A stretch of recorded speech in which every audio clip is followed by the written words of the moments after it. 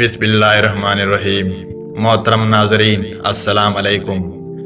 حضرت ابراہیم علیہ السلام جب حضرت اسماعیل علیہ السلام اور ان کی والدہ محترمہ ہاجرہ علیہ السلام کو مکہ مکرر میں غیر آباد جگہ بیت اللہ کے قریب چھوڑ کر واپس جا رہے تھے تو راستے میں اس سرزمین کے لیے خوب دعائیں مانگی، جن کی بدولت مختلف قبائل آ کر اس جگہ آباد ہو گئے۔ جب حضرت اسماعیل علیہ السلام جوان ہوئے تو ہجرم قبیلے والوں نے آپ صلی اللہ علیہ وسلم کی ایک لڑکی سے شادی کر دی۔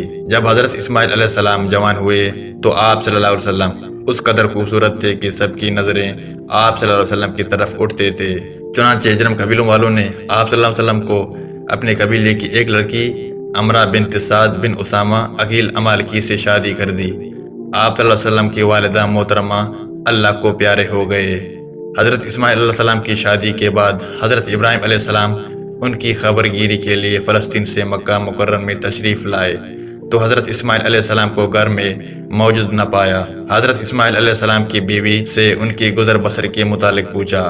بہو نے ناشکری کا اظہار کرتے ہوئے کہا، ہمارے حالات بڑی خراب ہیں اور ہم بڑی تنگی کی زندگی گزار رہے ہیں۔ حضرت ابراہیم علیہ السلام کو ان کی یہ گفتگو اچھی نہیں لگی اور ان سے فرمایا، جب تمہارے شوہر آئیں گے تو انہیں میرا سلام کہنا اور یہ پیغام دینا کہ اپنے گھر کی دہلیز کو تبدیل کر دو۔ یہ کہنے کے بعد حضرت ابراہیم علیہ السلام واپس فلسطین چلے گئے۔ جب حضرت اسماعیل علیہ السلام تشریف لائے تو انہیں اپنے عدم موجودگی میں کسی کے آنے کا احساس ہوا۔ انہوں نے اپنی بیوی سے پوچھا کہ آپ کے پاس کون آیا تھا؟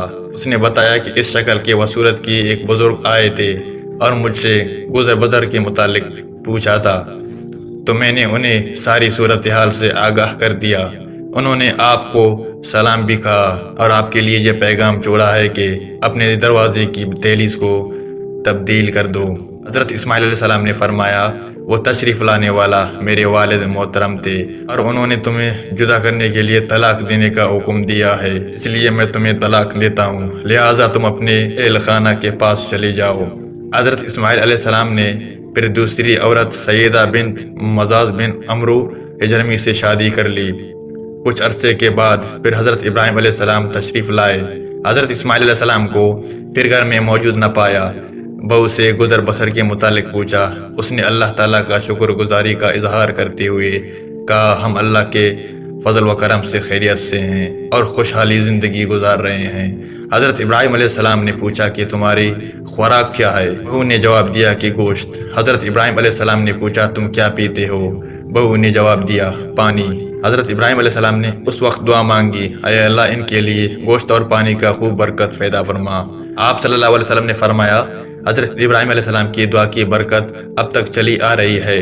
پھر آپ صلی اللہ علیہ وسلم نے بہو نے فرمایا، جب تمہارے شوہر آئیں تو انہیں میرا سلام کہنا اور یہ پیغام دینا کہ اپنے دروازے کی دہلیز کو برقرار رکھیں۔ یہ کہنے کے بعد حضرت ابراہیم علیہ السلام فلسطین چلے گئے۔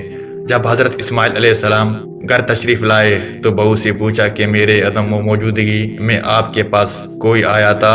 انہوں نے جواب دیا، جی ہاں، ایک خوبصورت بزرگ تشریف لائے تھے جو ہر اعتبار سے بڑے اچھے لگ رہے تھے۔ انہوں نے آپ کے متعلق پوچھا تھا تو میں نے انہیں آپ صلی اللہ علیہ وسلم کے متعلق بتایا۔ پھر انہوں نے ہمارے گزر بسر کے متعلق پوچھا تو میں نے بتایا کہ ہم خیریت سے ہیں، اور انہوں نے جاتے ہوئے یہ پیغام دیا کہ اپنے شوہر کو میرا سلام کہنا اور انہیں یہ کہنا کہ اپنے دروازے کی دہلیز کو برقرار رکھیں۔ حضرت اسماعیل علیہ السلام نے فرمایا، ہے میری بیوی، وہ تمہارے پاس تشریف لانے والا میرا والد محترم حضرت ابراہیم علیہ السلام تھے، اور وہ دہلیز تم ہی ہو جو انہوں نے برقرار رکھنے کی حکم دیا ہے۔